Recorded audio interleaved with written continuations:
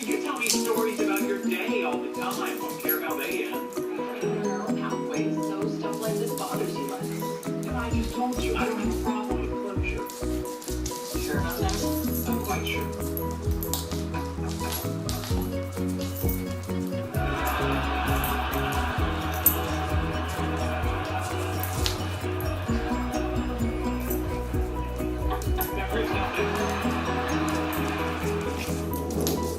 Ready to go to lunch? You think I'm feminine?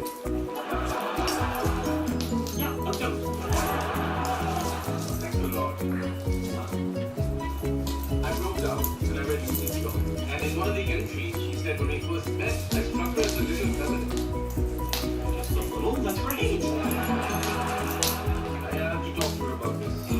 Geez, why do you girls always want to talk about things? She's writing about your relationship. You know, I almost thought that was unfair. So take what's in that blog and use it to get her pants off. How do you make everything so filthy? Why couldn't you just say the blog is like her giving me the key to a heart? Yeah, the heart.